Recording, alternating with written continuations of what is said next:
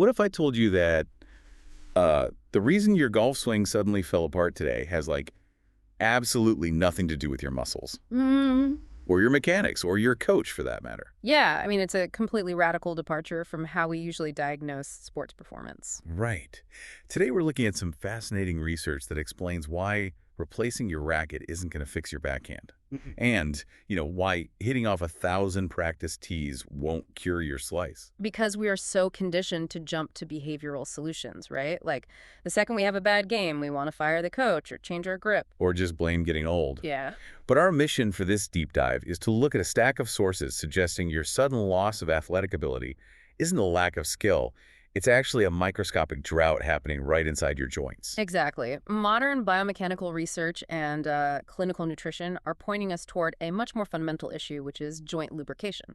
Okay, let's unpack this because I want to make sure I'm hearing this right. And I imagine anyone listening who just had a super frustrating weekend on the pickleball court is wondering the exact same thing. Oh, for sure. Are we really saying that a terrible golf swing isn't the fault of bad physical mechanics, but rather, like, what's chemically happening inside the joints? Well, the two are heavily intertwined, but we usually have the causality backward. Right. Poor mechanics absolutely exist. But so often what we perceive as a sudden degradation in our technique, that feeling that you've just forgotten how to swing overnight, it's actually your body's automatic response to a lack of internal lubrication. Okay, but before we get into the biology, we kind of have to establish how rotational movement actually works. Yeah, we have to look in the sequence of movement, because if we want to understand why a golf swing or a pickleball drive falls apart, we can't start by looking at the arms. Wait, hold on. I'm going to push back on that a bit. Sure, go ahead. If I'm hitting a 90-mile-per-hour tennis serve, my arms are doing a massive amount of the work. I mean, I'm holding the racket. Are you saying the arms are just like passengers? In a properly executed rotational sport, yes, they essentially are. Really? Yeah, that's the grand illusion of golf and tennis. None of these sports are powered by the upper extremities. They rely on what biomechanists call the kinetic chain. Okay, so break down the physics of this chain for us. Where is all that power coming from? It's the sequential transfer of kinetic energy, and it always starts from the ground. Right, from your feet. Exactly. You drive your feet into the earth, and that ground force travels up through your legs, then hits your pelvis, which rotates, and the energy travels across your torso, through your shoulders. And then finally down into the hands. Yes, at the very last fraction of a second, that compounded energy transfers into your equipment. Reading through these sources, the best analogy I could think of is like a complex row of falling dominoes. Or maybe like a perfectly tuned clockwork mechanism. Oh, I like the clockwork one. Yeah, because if you have one rusty gear in a clock, it forces all the other gears to grind and work twice as hard to keep time, right? If we connect this to the bigger picture, that rusty gear is exactly what happens when just one joint in your body loses its mobility. And it messes up the whole sequence. Totally.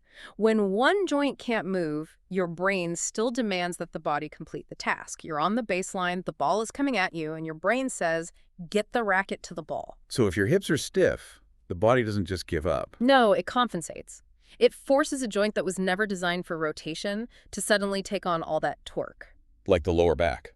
Exactly. The lumbar spine is designed for stability, not twisting. So when your hips lock up, your body violently yanks the lower back to make up for those missing degrees of rotation. Which perfectly explains why every recreational golfer I know over 40 complains about lower back pain. Yeah, it's not that the golf swing destroys the spine. It's a golf swing performed by a body with a locked-up hip. Wow. Okay, so that compensation is what actually destroys a player's power and balance. It's not a sudden loss of talent. Right, it ruins your timing and leaves you feeling like you've been in a car crash the next day. Okay, so now that we know a break in the kinetic chain causes all this painful compensation, the next question is, what causes that break in the first place? Well, people usually just blame aging, right?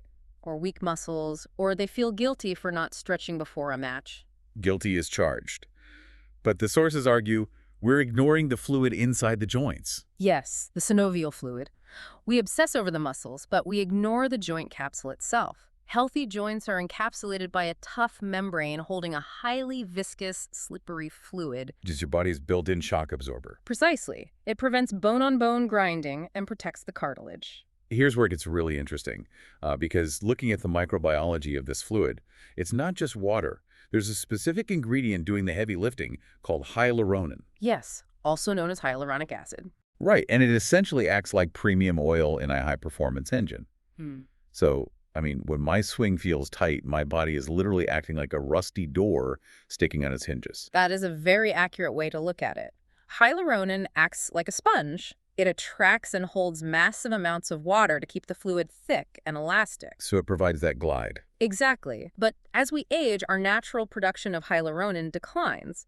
The sponge dries out, basically. And the fluid gets thin. Yeah, it becomes thin and watery. It can't provide that frictionless glide anymore, which makes fluid-connected rotational movement virtually impossible. So I'm just physically forcing a rusty door on its hinges, pushing harder and messing up my swing angles? You're bypassing the hinge entirely and just throwing your weight against the door. Okay, if the root of the problem is a biological lack of glide-like, a literal drought of this molecule, then behavioral solutions don't really make sense. No, they don't. So what does this all mean? Am I wasting my money on a golf pro if my hyaluronan levels are low? Like, are we telling people to just quit taking lessons? This raises an important question, and we need to be clear.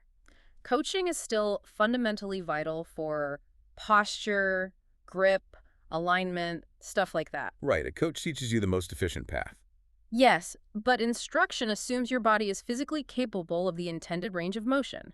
No technical advice replaces healthy joint function. Because the coach assumes your shoulder can actually rotate 90 degrees without grinding. Exactly. Skilled athletes rely on a subtle feeling of glide to accelerate the racket effortlessly. When you lose that, you start frantically tweaking your stance or buying new shoes. Trying to solve a biology problem with a behavioral tweak. Exactly. Which brings us to a supplement mentioned in the research called Joint Genesis. Right, and I want to get into that.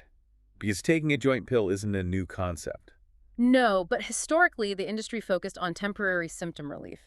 Just dropping inflammation so you could push through the pain. Which sounds like a biomechanical disaster, honestly. Yeah. If my hip is locked, numbing the pain is just unplugging the fire alarm while the house burns down. That is the exact danger. You're blinding your nervous system to the damage. So how is joint genesis different? Well, according to the sources, it's developed to support the joint's internal environment. It specifically targets healthy levels of hyaluronan to support synovial fluid hydration. It's giving the body the raw materials to re-thicken the fluid on its own. That's the clinical claim, yes. It's science-informed support for everyday mobility. So it gives your existing swing a chance to actually work as intended without forcing you to completely reinvent your technique. Exactly. You're supporting the biology so the mechanics can do their job. Let's move from the theory to what this actually looks like for an everyday player. Because the sources shared the story of Robert Henry, an avid golfer. Yeah, Robert's story is a great real-world application of this. He wasn't dealing with a massive injury. His game just suffered because stiffness was ruining the fluidity of his swing. Right, it wasn't a loss of skill, it was a loss of internal glide. And after using Joint Genesis, he experienced smoother movement and actually got to enjoy golf again. He did. Now, as an objective deep dive, we have to note that individual experiences naturally vary. Of course. No supplement guarantees identical results for everyone. Biology is complex. Right, it's not going to magically turn me into a pro overnight. Uh-huh. But I think his story resonates because most of us just want to survive a weekend tennis match with our pride and our joints intact. Oh, exactly. We aren't trying to go pro. So is the real shift here about changing how we view athletic aging? Like from a loss of skill to a loss of lubrication? That is a perfect way to synthesize it. Recognizing your body's need for internal support is really the ultimate shortcut to staying active for the long term. It changes everything. Well, let's briefly recap the journey we've been on today. Sure. We started by looking at the mechanics of the kinetic chain and how a stiff joint acts like a rusty gear, forcing the rest of your body to compensate. Then we moved down to the microscopic level of hyaluronan and how it keeps that synovial fluid thick and cushioned. And finally, we looked at how products like Joint Genesis aim to support that specific biology to keep you playing the sports you love. So next time your pickleball pivot feels sluggish or your golf swing feels tight, don't just blame your form. No, think about your joint glide. Exactly. Think about the glide. And as we wrap up, I actually have one final thought-provoking idea for you to mull over. Oh, I love these. Hit me. We've talked all about how this physical kinetic chain relies heavily on a single microscopic molecule to function smoothly, right? Right. Hyaluronan. Well, think about the mental side of sports. The dreaded yip. Oh man, the yips. It, The absolute worst. it's that sudden, terrifying loss of confidence where a player just can't execute a basic motion. Everyone assumes it's entirely a mental breakdown. Because the physical skill hasn't changed. Right. But it forces a radical question. How much of that mental frustration or that psychological yip on the court is actually just a biological hydration problem disguised as a mental slump? Oh, really? You think the yips could be biological? I mean, could our minds be taking the blame for what our synovial fluid is simply failing to do? A hydration problem disguised as a mental slump.